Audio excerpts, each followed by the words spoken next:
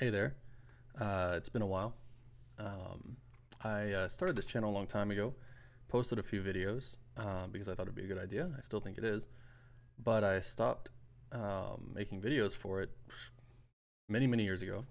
And when I looked back at them, found them again, I realized that even some of the best performing videos, if you can even call them that, um, I just I could have put in more effort, made a better video out of it. So I kind of wanted to go back.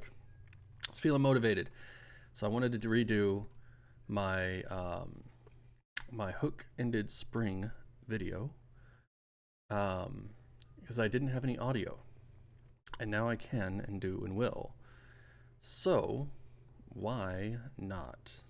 I am, however, now in 2022. Whenever I recorded that last one, I was in something like 2014 or something like that. I don't remember. But the first thing I can go ahead and do, and I will probably be dragging some windows over. I apologize for that, but they'll get there.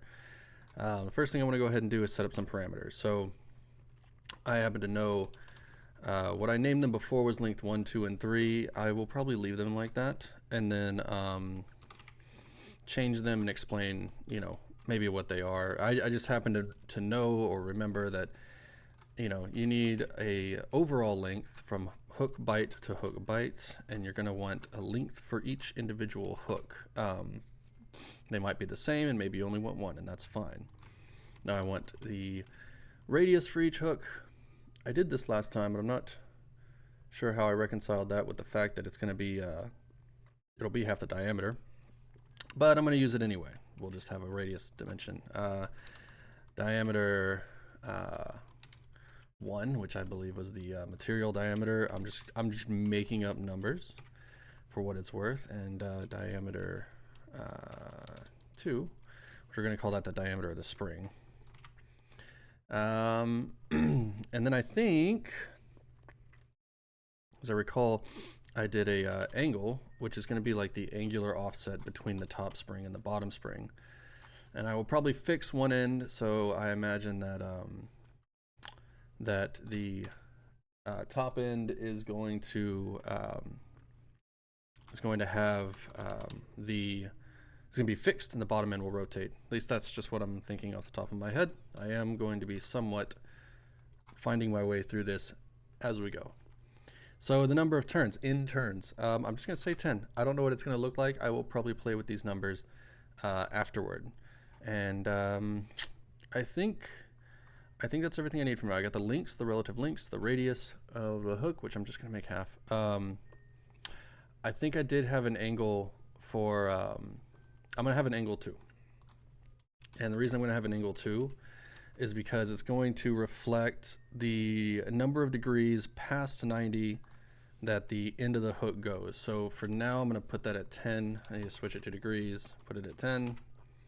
And we'll go ahead and move into it. I may remember something later on here that I need to do.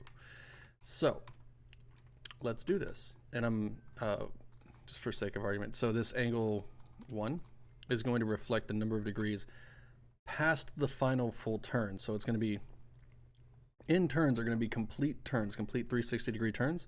And then there will be one more bit of degree left over for the hook to rotate such that the bottom hook is rotated appropriately. So with that said, I'm going to think of the best way that even now as I'm thinking about it, I'm like, oh, I could tackle this a few different ways. I usually would start with a center line. And let's go ahead and throw a couple points on there because I think that's what we want to do. Whoops, need to put another point. What are these points? What is this line? I'm going to call this length 1, 324. And then we'll do here to here as length 2 and drag that out for my own sake. And down here as length 3. So now I've got this little skeleton set up. I'm trying to recall exactly. I believe what I did before. Let's make a plane. I might be making a little extra user planes. After this is done, there's a chance that it could be refined into something a little more. You might be able to use origin planes a little more effectively. But for the moment, I'm not going to worry too much about that. If I need a user plane, I'm just going to make one. So here what I'm doing is I'm just going to extrude as a surface this profile, and we're just going to go 2, and I can actually pick this other point. That's exactly what I want. I believe I need a profile, or a plane rather, out here that is the diameter divided by 2 away from the center. Oh, diameter 1, or sorry, diameter 2 divided by 2. It's actually on the near side. That's okay. So now I can go ahead and project through these two. Well, I don't really need the bottom point, but yeah, let's not use the bottom point. Let's keep it as is. And this might have been where I had a little radius. So I was trying to remember before all the steps that I did without going and thoroughly reviewing the video. Maybe there's a smarter way to do that. So what I'm creating here, the idea is to essentially make a profile that will wrap around. I'm going to, using some 3D sketch features, wrap this profile around that that cylindrical surface. So since I do have a diameter 1, which reflects the material thickness, I think I'm just going to make these radii match that, so that I should get half the thickness in here on the turn. Now for the height, that's pretty easy. I already have a point. Did I project it through? I didn't. I will. So project through that point. I'll use a constraint to tell this to align. Whoop. If I can get it, that would be great. Let's do this first, and then I want to make sure that that's also, I can pull on this. Yep, doesn't move. So all my constraints are there. This one needs the same treatment though, as you can see. There's also room for making it a tangent to a vertical, would also work, but it doesn't really matter. So now, this is kind of the fun part. I need the length of this.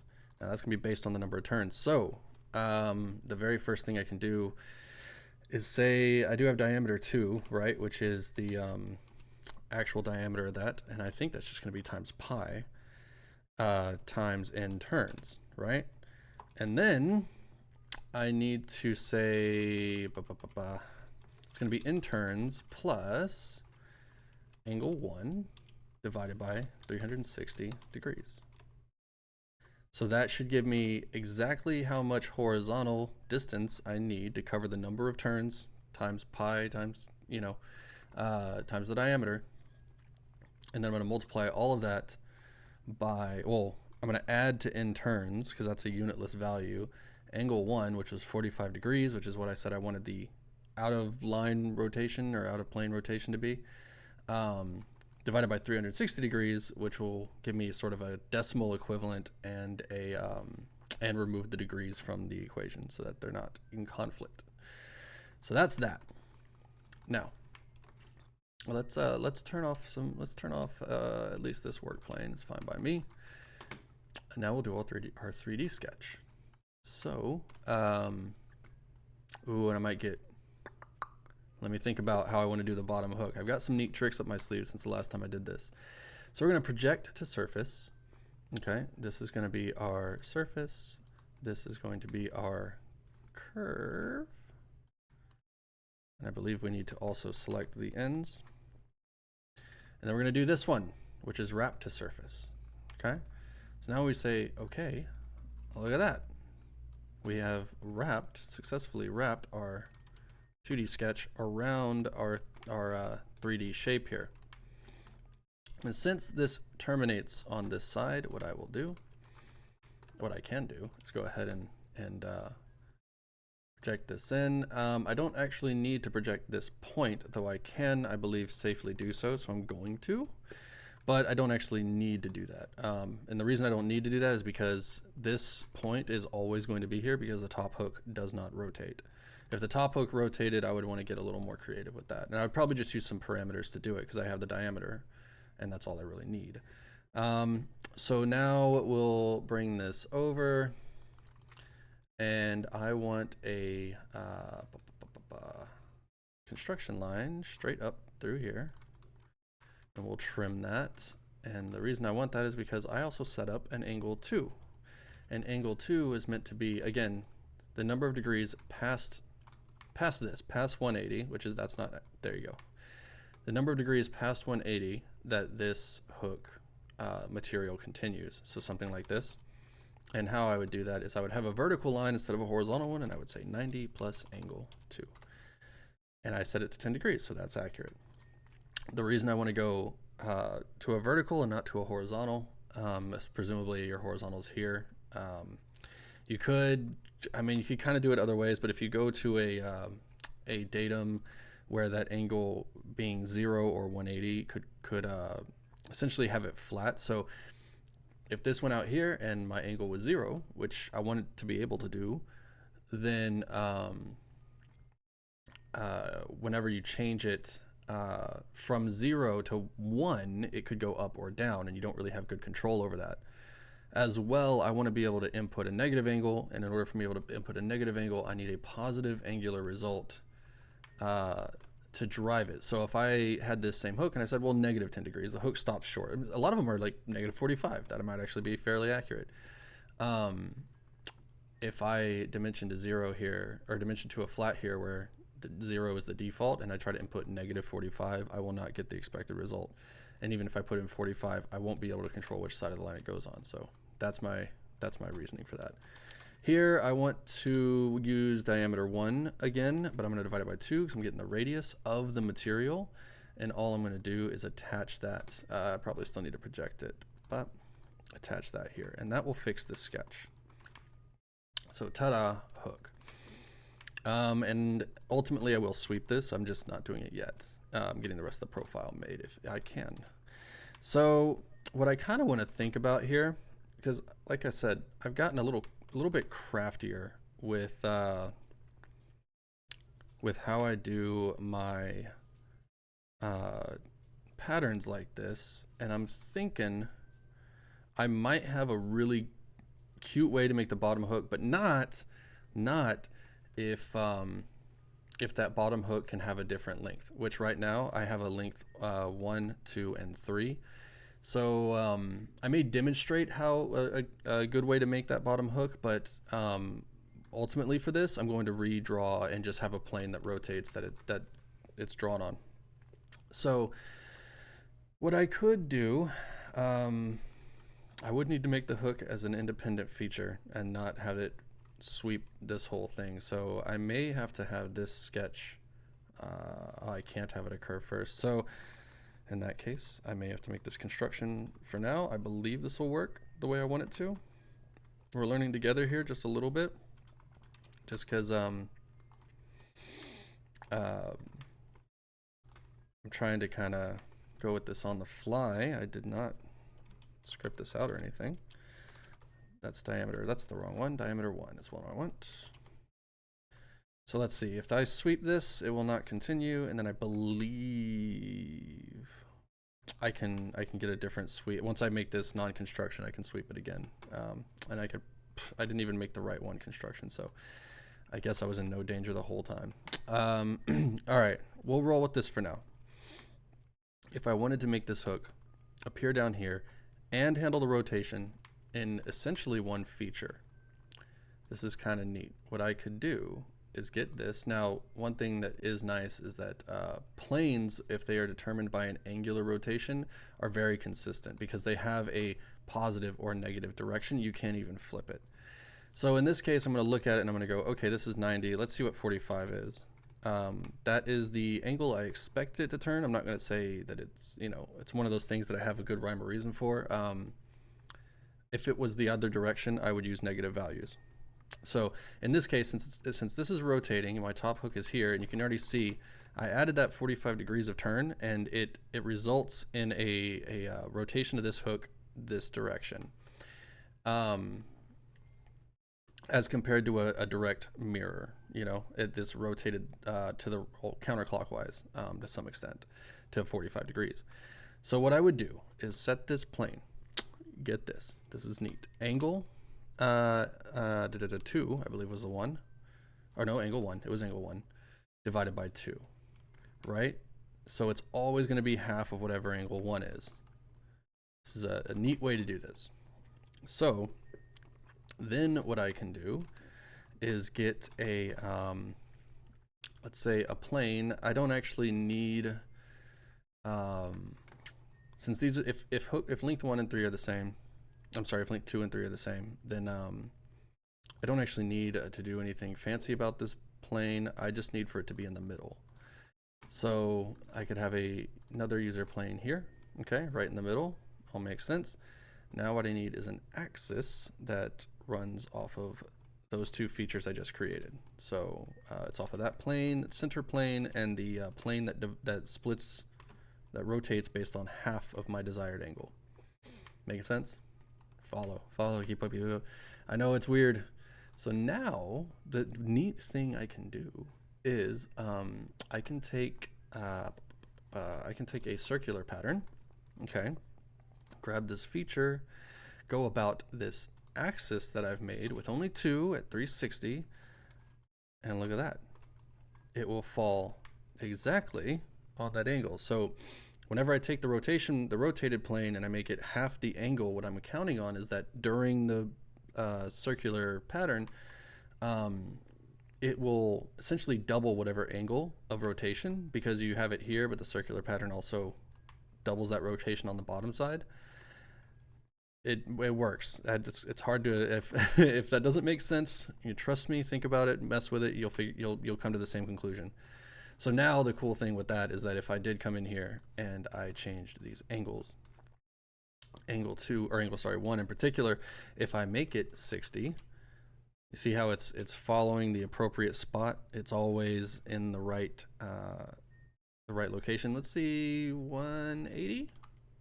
Yep. So now it's 180, and you can see that the spiral is also updating correctly, even though I haven't swept it yet. We can see that it is functioning properly. So if we go to 90, for example, there you go. So this is a really good way to do this if I didn't allow for the hook ends to be different lengths. Now, because this model is going to allow for that to happen, I can't actually use this strategy. I need to do something a little bit different. Not a problem though. I'm just going to take these and suppress them. And what I would do instead is probably bring back that plane, or do something very similar. This around the y-axis here. And I would just, instead of using half of the angle, I would use the full angle, angle 1. So now I have a plane that rotates and falls directly on this line. The benefit to doing it the other way, if this is more complex, whatever's on the end, and you need it to be able to rotate and mirror, and whatever functionality you need from it, the idea that you can do that in a pattern lets you pattern it as a solid as well, essentially copying over all the features that make it and rotating it in the same move, as opposed to having to redraw it, resketch it, repeat any steps that would otherwise be unnecessary, that are unnecessary by this. So this time I'm going to create a sketch here. I actually have the origin point as a very convenient datum for me to use. So in this time I'm just going to draw the profile like so. I will essentially use the same strategies to generate it. So I'll have a line going out to here, which I trim, and a line coming over to, oh, if I could do it, that'd be great, out to here. We'll do the same thing we did before, which is angle 2 plus, oh, I'm sorry, 90 plus angle 2, which I could have done in either way. This time I still need this radius offset, so diameter 1 divided by 2. There's my radius. I can actually go ahead and just attach that to the origin. And instead of projecting this point, sometimes when you're working with geometry that is generated in a 3D sketch, you're better off just reusing the parameters that created that geometry as opposed to projecting it. Projecting those kinds of geometry can sometimes lead to modeling failures that seem inexplicable, but it's because Inventor is regenerating the geometry every update, and in some cases you don't actually get the same entity even though it looks the same. So in this case, I am just recreating it by diameter 2 divided by 2. It's going to line up and be perfect, even though I'm doing it kind of a different way. So since I am doing it this way, I actually don't need for this to be construction anymore, because I want for one sweep to do the job, if I can help it. So I also want to bring these two features above sweep 1 in my browser so that I can reference them, and I should be able to just continue that sweep. Transitioning from 2D to 3D sketches does require picking selecting them. It won't chain like that automatically, but it still does work. So neat. Now we've got this. It's parametrically driven, meaning that I can come in here and I say that spring looks awful stretched. It shouldn't look like that. What if I double the number of turns? And there you go. I can still update this angular relationship between the top and bottom hook by 0. One of the nice things about using a plane and rotating it around an axis, it is reliable, it is directional, so I can make it negative 45. Not that I would do that necessarily. I'll probably just use values between 0 and 180, but I can do negative values, and I can do negative values over 360 as well. I would just be creeping into the number of turns that I set up. So since my end turns is 20, if I did negative 360, I would actually have effectively 19 full turns. So that's the result there. This radius I didn't end up using. I could potentially use it to change the radius of the hook, but I didn't really want to get into making this thing bend after it comes out of the spiral. But I could. Oops, didn't mean to do that. And that's that. Honestly, once you're here, I guess I could adjust the length of these individually if I wanted to. That's all fine and good. There's really, this is it. And I don't know how long that took. My other video was not super short, but hopefully I haven't rambled too much to where this one's very long. Let's make it pretty, and then I'll capture a new screenshot for next time. But yeah, I think I should use like Chrome or something. If this was helpful at all, feel free to let me know. If you have questions, let me know. I'll put this up and you can comment away. Hopefully I'll see it sooner rather than later. I appreciate you watching. Again, beautifying this is just a matter of taking a couple little visual changes, probably putting it in a different overall lighting, or not lighting, sorry, backgrounds with colors, probably presentation. Always works pretty well. Turn on our ground planes and stuff like that, which I'll have to move the ground plane over or just leave it. I don't care. But hey, thanks again for watching. Take care. Let me know if you have any questions, and I'll try to get back to you as soon as I can. Otherwise, take it easy. Good luck. Enjoy the model. Guess for anybody trying to use this, if you actually wanted to use it in a model for representation or otherwise, I do also recommend taking something like this sketch here that we use to make the top hook. The bottom hook, fortunately, has the origin on it. So you don't need to do this, but a couple work points, couple work planes go a long way, and they can be generated straight from your sketches instead of having to use this kind of wonky swept circular profile to try to generate geometry. Better off using your sketch geometry to create it. And that's it. That's all I really want to say about it. Thank you so much for watching. Take care.